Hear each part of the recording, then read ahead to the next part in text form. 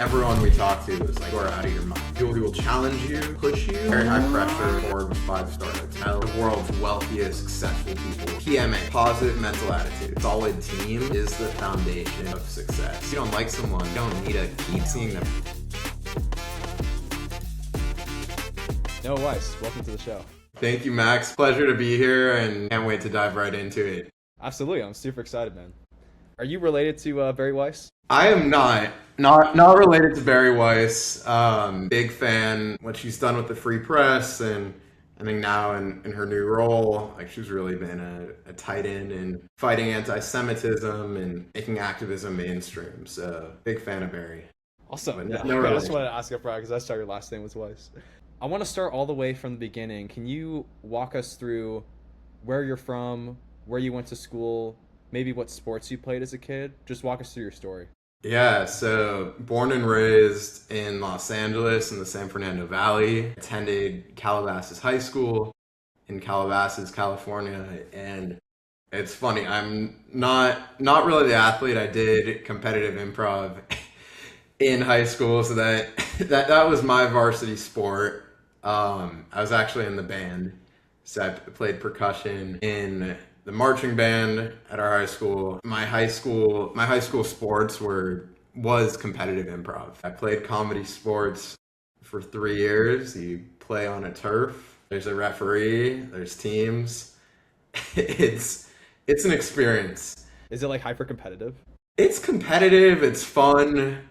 Like the program at my high school has actually produced some talent in the last few years, so that's been a cool little thing to have in my back corner. I was actually in a Hallmark movie in middle school. A friend's dad was a filmmaker, and The Dog Who Saved Summer. I'm in it. Even if you watch the trailer, I'm at like second 5. That's crazy. Are there any lessons that you took away from competitive improv that you found valuable either like personally or in your entrepreneurial career so far? The competitive improv, like comedy sports, was life-changing for me. It's fast. It teaches you to think. Improv is you can never say no. You're constantly thinking. You're constantly moving. Really getting you outside of your comfort zone. Like I actually was doing technical theater work at the time in high school. So I was in stagecraft. I was building the sets, working on my way to becoming a stage manager. So I was doing lighting and audio, and my first role was doing spotlight for a production, but I saw the comedy sports practices and was like, look, they look like they're having a lot of fun out there. Why not give it a shot and try out? Yeah, it reminds me of a quote by the legend Wayne Gretzky, hockey player. You miss 100% of the shots you never take. Exactly. You don't know till you try. Is there a certain point that you knew you wanted to either do something a little bit different or do something more entrepreneurial with your life? For me, like I've always been a builder. Like I've always loved getting my hands dirty. Like grew up in the garden, like gardening with my dad and my grandparents, and there's always a spark for building things. Like that's what got me involved with stagecraft, and it also even got me in high school involved with a group called Roots and Shoots. It's a environmental organization that's started by Jane Goodall. She's now passed away, but Dr. Jane, she was the first to discover that chimps could build tools like humans.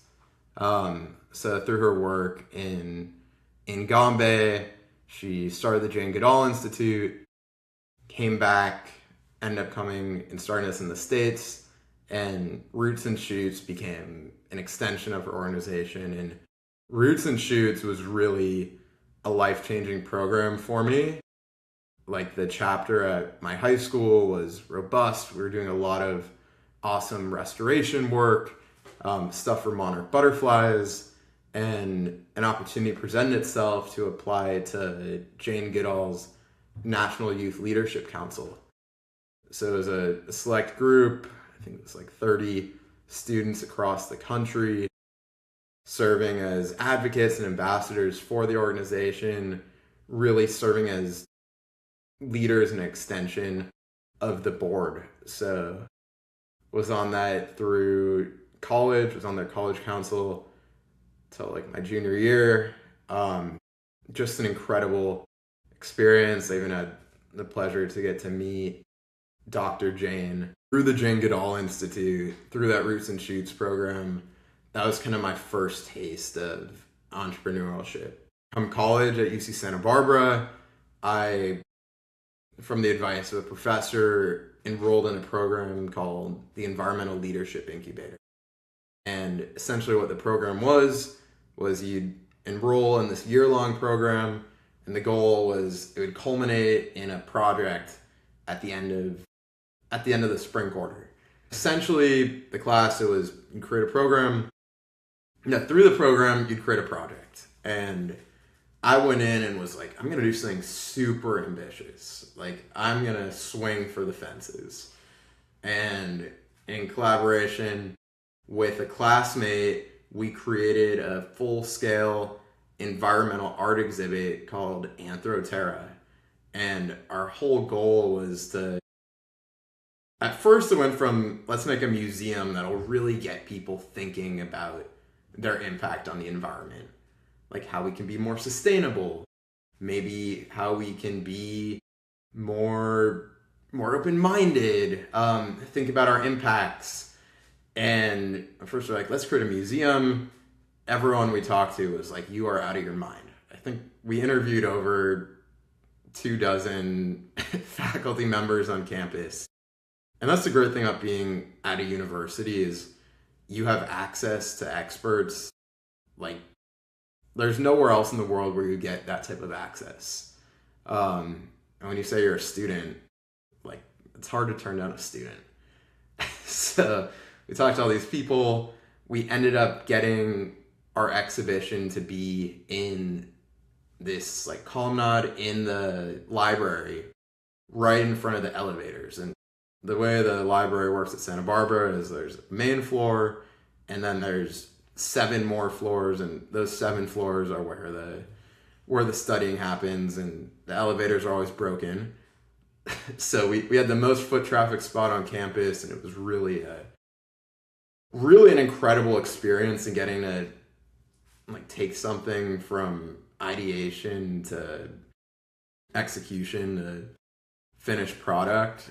So that was really like my first spark of entrepreneurship. So you're talking about this project you guys built at UC Santa Barbara, and you called it Anthroterra. Could you tell us where you got the name from for that? Yeah, so Anthroterra, I'm going to butcher it. Like, one of them is Greek, one of them is Latin, but it means human earth. Like, the whole thing was human impacts on the environment. My classmate who I did the exhibit with, that was really part of his thing. We wanted to get something creative. We actually were in Israel. I was in Israel. He was in Europe.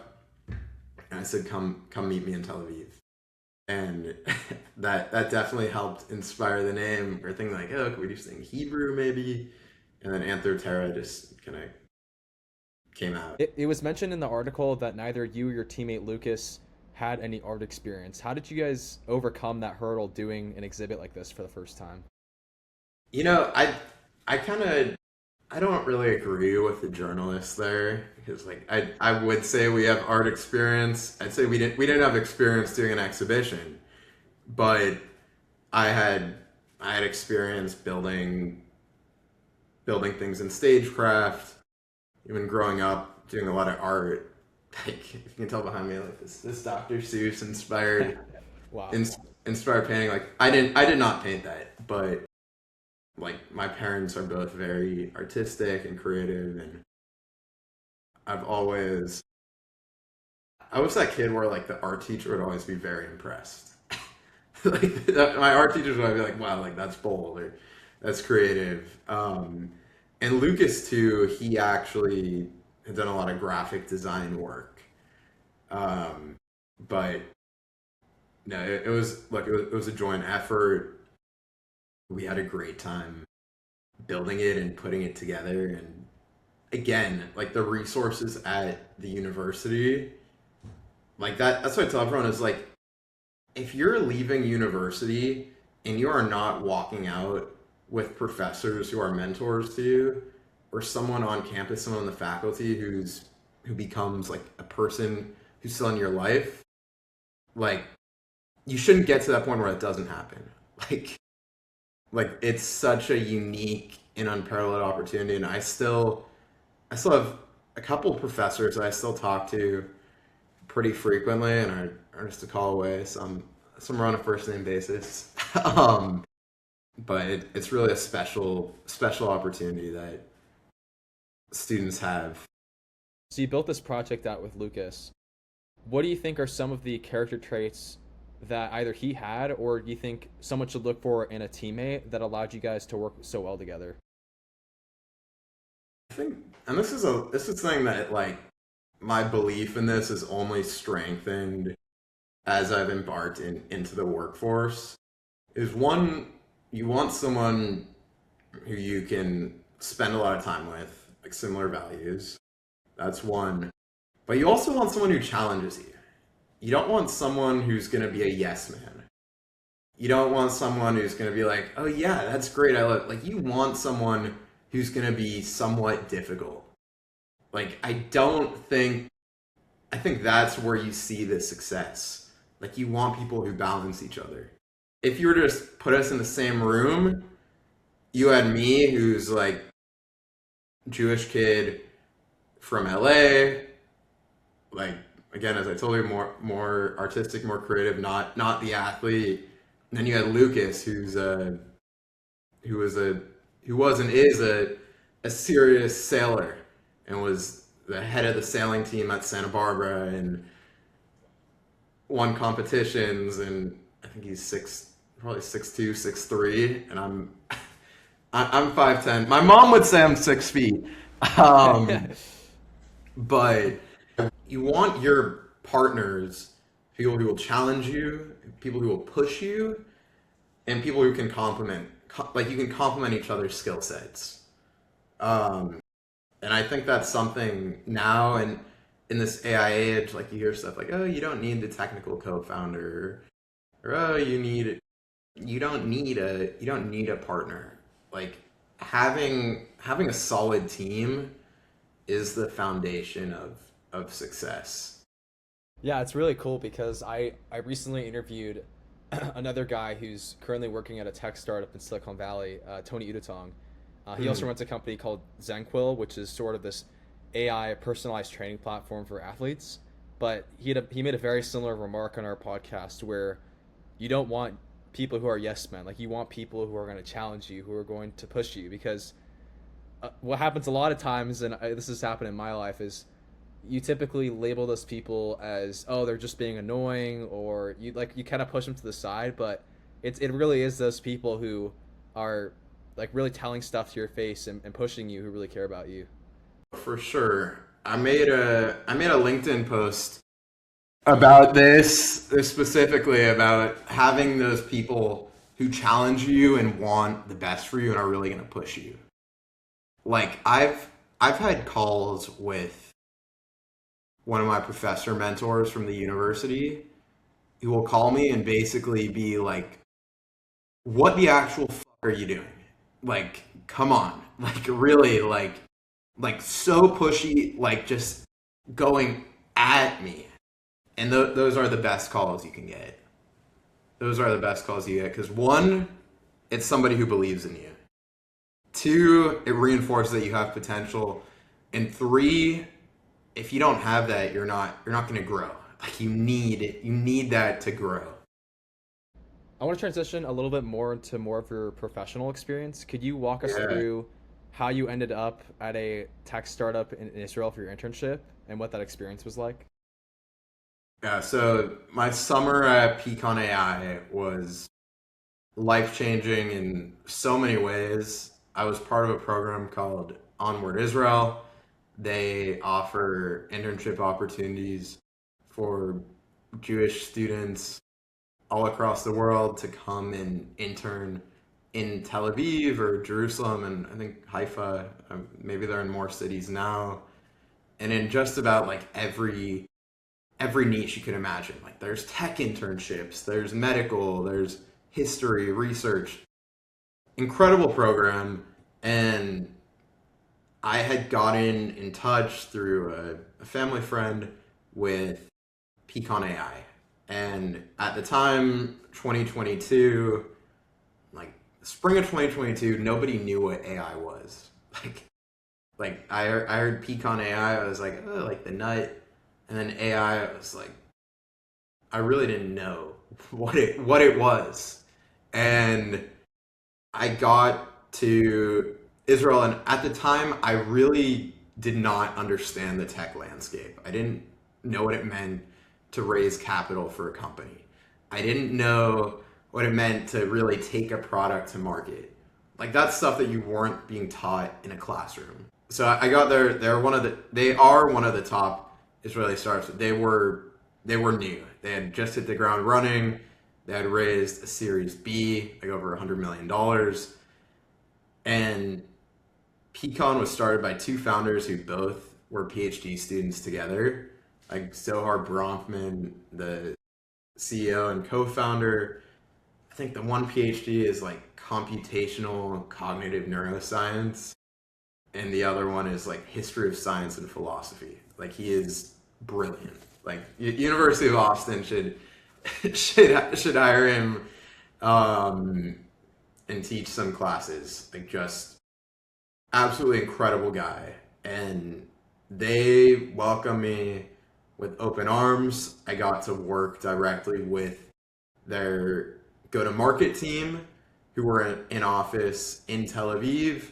And I also got to work directly with Zohar, the CEO, in working on some messaging projects, launching a podcast, and really helping them position their product to the US market and US consumers.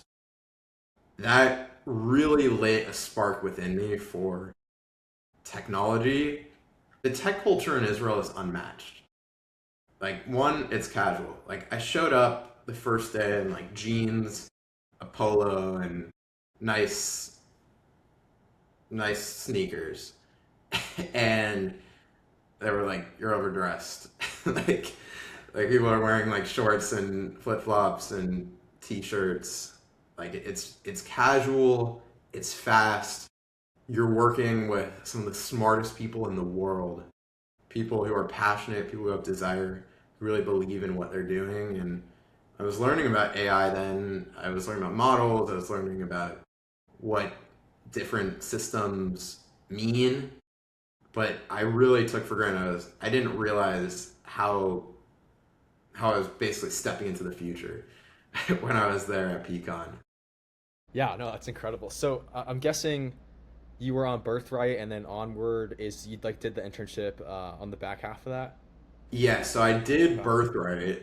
This is a cool story. So I did Birthright, and then Onward was set for like 2 or 3 weeks after my Birthright trip ended. And my dad was on Facebook, and we always knew that my grandpa had family in Israel. But sadly, my grandfather had Alzheimer's. My grandfather wasn't speaking, and my dad's on Facebook, and he sees someone in Israel comes up with the last name Weiss, and it says they have a few mutual friends, and he sends him a friend request, and he messages and says, "Hey, one, I think you're my dad's cousin. Two, my son's gonna be in Israel for these programs. I hope you can connect with him this summer. He also has a few weeks between his two programs. Do you have any suggestions on where he can stay?" And he responded back and said, "He's staying with us." So those 2 weeks, I was with family all over the country. Like my grandpa had an uncle who, during the Holocaust, moved to Israel and built a whole family there, 4 kids. They all had successful careers and big families, and it was like discovering like long lost relatives. Like that's really what it was, and it's a pity that my grandfather never got to meet them or experience them, but it was just incredible. Yeah, I mean, I was in Israel recently. I can't agree more. It was one of the most life-changing summers I've had in a long time. Okay, so you were at Pecan AI in Tel Aviv, and then Right. later on you were at Kixi. Is that's based in Santa Monica? Can you tell us Yeah, more so I, about? I went so I went to Kixie in Santa Monica, but another thing, it's not on my LinkedIn, but another like really big career jump for me. So the summer going into my senior year, I had an internship in commercial real estate. And I thought, look, this could be interesting. I was taking a lot of coursework about building and planning in the state of California and zoning and development. I thought, okay, like commercial real estate, this could be a good internship. And ultimately, it wasn't a fit. Like, I know right away if something's going to work for me. I also know right away if I'm going to be friends with someone. Like, yeah, that's just my intuition. And it's pretty accurate. But I knew it wasn't a fit. I had a lease in Santa Barbara. Like, I'm sure you know, they'll make you sign like 14 or 15-month leases. So I had this lease in Santa Barbara, and it's kind of a known thing that UCSB kids can get jobs at these really fancy hotels because it's very expensive to live in Santa Barbara. The only young people are really in university. So my mom's like, look, you have an apartment in Santa Barbara. Go get a job. That was my parents. It was like, go get a fucking job. You have an apartment. You have a car. Go get a job. So I went, printed out resumes. Couple weeks, crickets. Like, did not hear. I get a call from a hotel. It's called Rosewood Miramar. It's owned by Rick Caruso. He's a developer in Los Angeles. He has some like the highest grossing shopping malls in the country. The hotel called me back and said, "Hey, we have a like we're interested. Like, can you make it for an interview?" I went through like 5 rounds of interviews for this hotel. Like it was very stringent. Like a lot of questions, a lot of grilling, all in person. And I think in person interviews are just like for jobs, it really does make a difference, and it's great experience and practice. I got the job, very high pressure. Our Forbes 5-star hotel, extreme hospitality standards. Some of the world's wealthiest, like most successful people were coming through these hotel doors.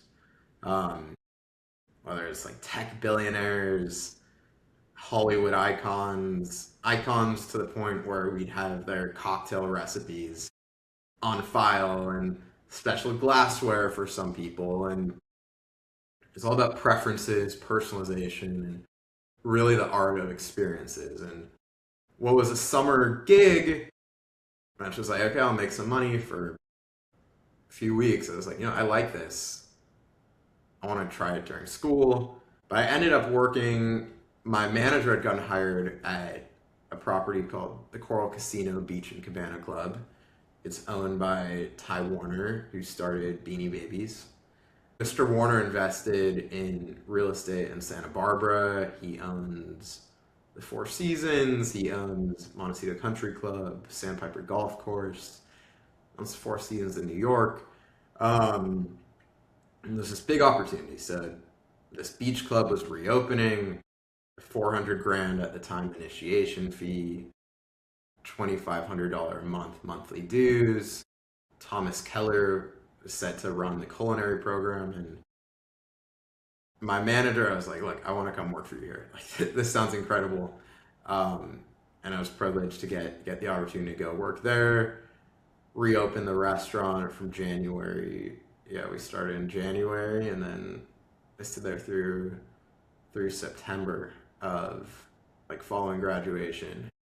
But I got to learn a ton about fine wines and cocktails and be in arguably the most beautiful office I could be in the world, right on Butterfly Beach in Santa Barbara. But my time in hospitality, I tell everyone like you need to work in a restaurant at some point in your life. Like you just need to. Like doing all this work has it definitely made it a little bit difficult for me to go to some restaurants. Yes, because I've gotten high standards and like I have stuff in my mind. Like, okay, if I order a cocktail, like it needs to be there within 5 minutes. Or if I order a drink, it has to be cold. If I like, I know I had the privilege to try fancy things. Um, my time in hospitality really grounded me and really changed how I view technology, how I view the business world, how I treat people, and especially in a place that is very luxurious and very high end, and with people who were definitely. And this is a kind of a secret to my success. There is look, these people at the club live different lifestyles than me. They're ultra high net worth individuals. A lot of them are retired or later in their career. Um, some celebrities, and my coworkers would be like, "Oh my god, these people like so intimidated." For me, I was like, "Let's treat them like they're my friends." Like, obviously, I wasn't gonna be like, "Hey, bro, like, what's what's up? What are we doing tonight?" But being casual, being approachable, being personable, and like letting the guard down there, like that was a game changer for me. And I ended up building relationships with a lot of these people. I've really become part of my support system to this day. Like when I launched the AI consulting practice a few weeks ago, some of them were the first people I sent my website to.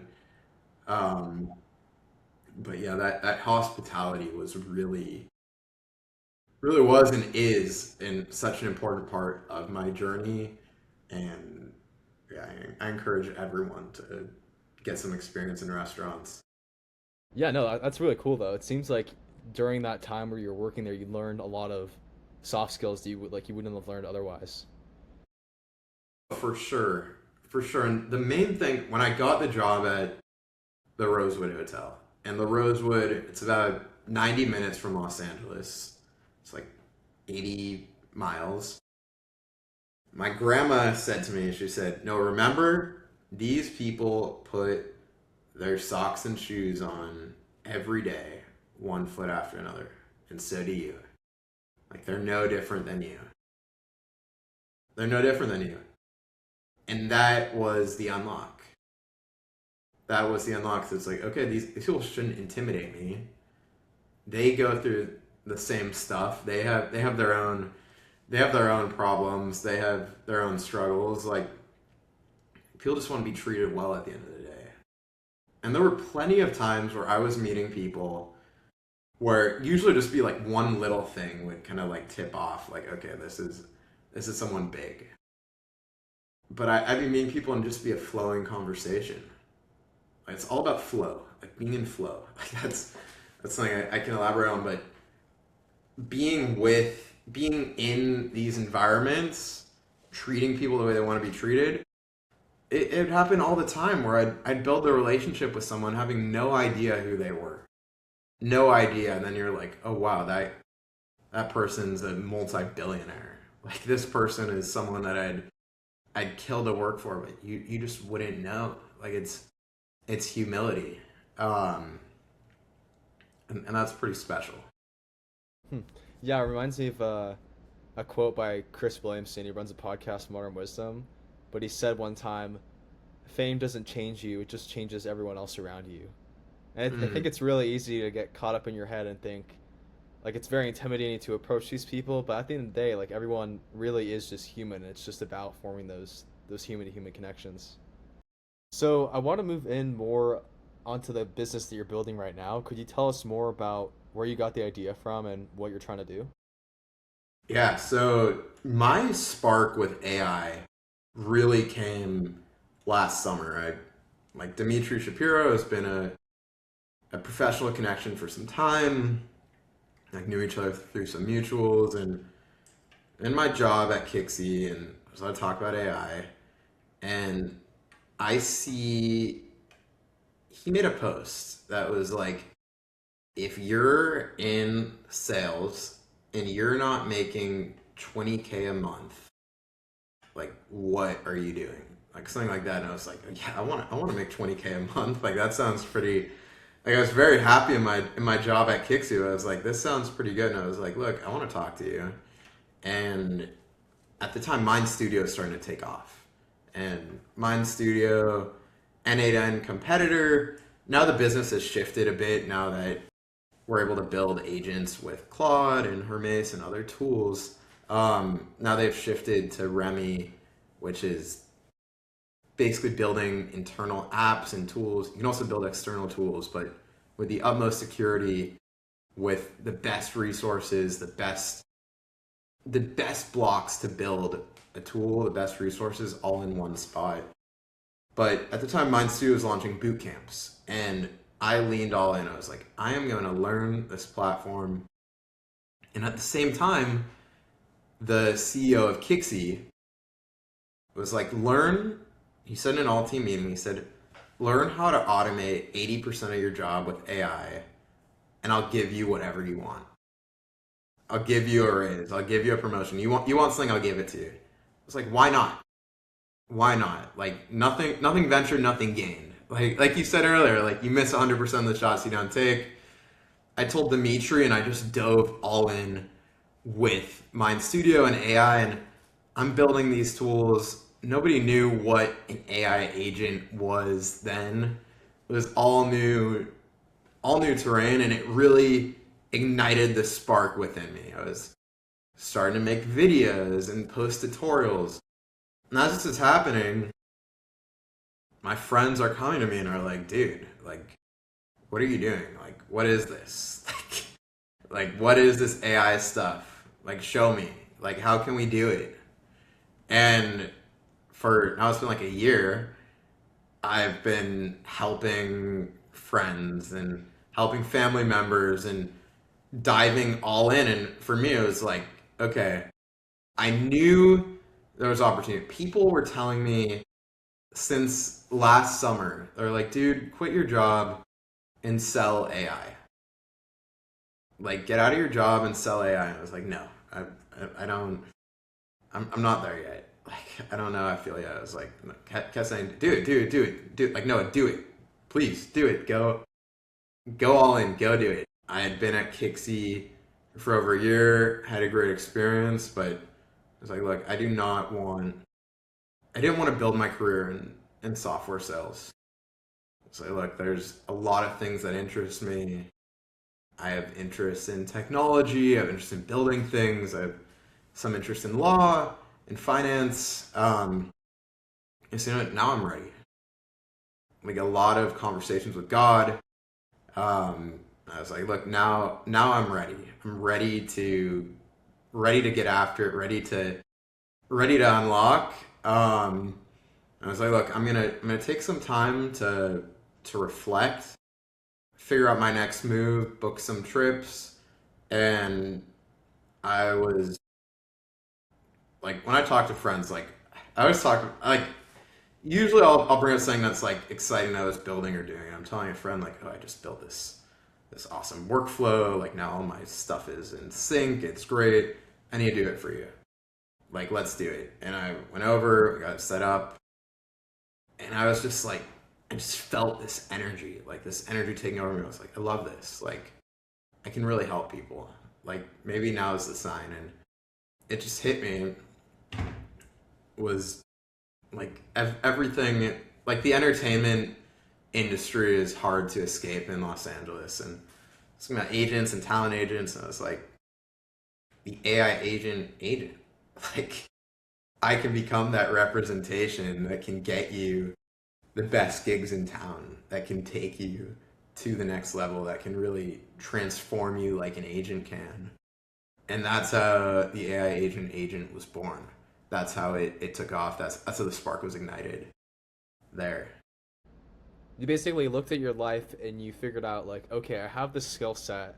People are always talking to me about this. They need help on this, and there's obviously like a problem here. Why don't I just go do it? So that's pretty Exactly. cool. Wow. Exactly. Huh. So that was the That was the catalyst there. I guess along the journey to where you are today, was there ever a moment where you felt genuinely lost or confused about what you wanted to do? 1,000%.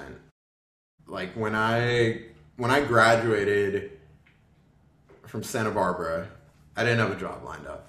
I was like, I don't really want to go down a corporate rabbit hole. I was working in hospitality. It was great. It was keeping me busy. Um, I had finished a quarter early, so I had spent that time working, and it hit me. I was like, okay, I'm making great money right now. Like I was making. There were a few nights where I walked out with over $1,000, waiting tables. So it was like one advice, and I actually do partially do recommend this to people is like, don't leave a job till you have a job. Like it's kind of old school advice, like something my parents would say, like my grandparents. So like, don't leave a job till you have a job. And so I stayed in Santa Barbara and I kept working. And I remember mid July, I had a panic attack. I was like, what am I doing? Like, like where do I go from here? I had all these things that are of interest to me. I was in a great gig at the time. Like, I was doing a lot of networking. I was on the beach in Santa Barbara, which in the summer there's nothing better. Like, it's called the American Riviera for a reason. Like, not just because it has parallels to the French Riviera, even though it's a Spanish architecture. Um, but it's spectacular. It's spectacular. It's beautiful, amazing wine, amazing food, beautiful people, and that panic attack was a big moment for me. And I think that's one thing that people don't really like. Your mental health is so important. Your mental health is so important. And I think that's one thing with graduating and looking for jobs is like you don't need to have it all figured out. You do not need to have it all figured out.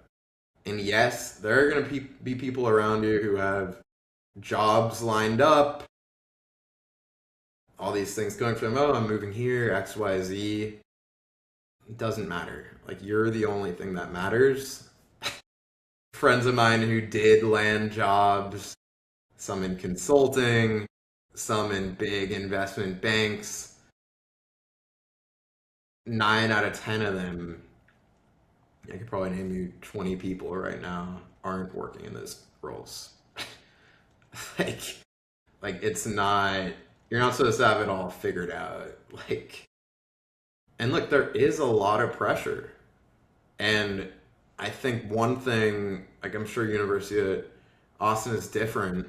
Like one thing is like there's a lot of disconnect between some academics and the real world.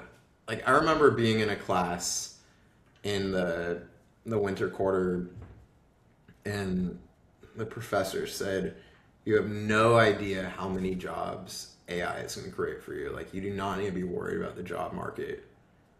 And it's at the time when entry level jobs were starting to evaporate, like some analyst roles or like like what you'd be on target for. And it was like we all were like, dude, what?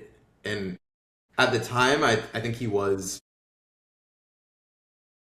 wrong at the time. I do think in the fall of 2023 there was a lot of jobs going away.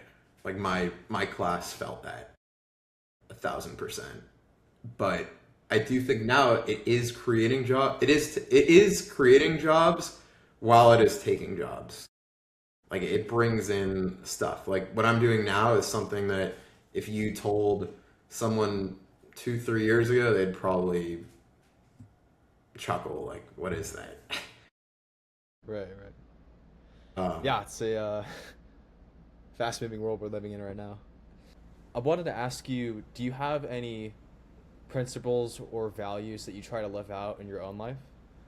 there's a few. So one is PMA. positive mental attitude. Like approaching everything with a positive attitude. When I was in school, I used to write on my test, like if I was handed a paper test, PMA at the top. Having a positive attitude. Like that is life changing. Like another one is like being true to my faith. Like my faith, like my Judaism, my spirituality is so important to me. And having that relationship with the creator, like with God, is something that I've leaned in on in the last year, and that has been a major unlock for me. Like having that connection, regardless of your faith, is so important. Like a teacher of mine told me a lesson that in the face of anything, I'm gonna say pause, what an opportunity. Like looking at everything that you come across as an opportunity. Like pause, what an opportunity. Like say you applied for a job and didn't get it, or you applied somewhere and you didn't get it. Pause, what an opportunity. What an opportunity this is to make myself stronger, to make myself a better version, to grow, to learn, to use everything for learning and for elevating. Like that power of pause is transformational. Power of pause and appreciation. Like it's the little things, like whether it's you open your blinds in the morning and you see the sun. But the prayer like Modeh Ani, like thank you God. Like just having appreciation of what's around you, of your support system being grounded, that is so important. I think one thing that we're seeing with our generation is they look up to a lot of douchebags. Like, and it drives me crazy seeing these guys with big egos blowing up. Like, ego is a killer. It's like low ego is so important. Like, no ego. So Yeah. those are a few that I live by. What would you say is the single hardest thing that you've done as a person, and how has that shaped you? Honestly, taking the sleep recently was very difficult. Like I knew I was ready to leave my role. I knew it was time, but that was extremely difficult for me. Like getting to that conversation where I was telling my manager, like here's my notice, I'm done. Like that for me was very difficult. And I almost felt spiritual. Like it's like wow, like this is a growth opportunity for me here. I did not like it was such a great experience. I was like, okay, I'm not ready. Like maybe I'm not ready. Like is this the right thing? And I was like just doing it. I felt like a wave of energy like the right after I had done it. But leading up to that was very difficult for me. During those times in your life where it was very difficult, or there was a lot of uncertainty, what kept you going? Like what was your why that was motivating you, if you have one? I believe that there's a correlation between selfishness and certainty. That it's like if you're more focused, like the less selfish you are, the more certainty will come. And really thinking about the big picture, thinking about what's around you. Like certainty look, it's something that I've struggled with. Like there's even decisions that I make with the business now, like personally, professionally, where it's like certainty is something I struggle with. Like there are times where that'll be something that I'll pray for. Is like I pray for more certainty. Um, I think in navigating uncertainty, your team matters a lot. The people you have in your corner, the people you have around you, and I think faith is a big thing. Like being connected to God, being on your journey, trusting the process.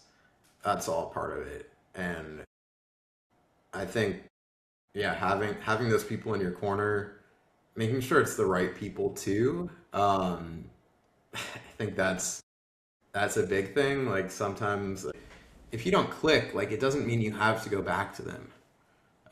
Like if you don't like someone, you don't need to keep seeing them or hanging out with them. Like I think that's another thing too, is like trusting your gut, trusting your intuition. I think also making sure to disconnect, whether it's taking care of your physical health and your mental health by working out. I think through like navigating uncertainty is extremely difficult, and we all want more of it. We all want more certainty. When we let go of our selfishness, like that is a huge unlock to getting there. Well, no, Weiss, thank you for joining us, man. Really appreciate it. Yeah, thank you. No, this was great, and I can't wait to keep the conversation going. So, man, looking forward to the next one.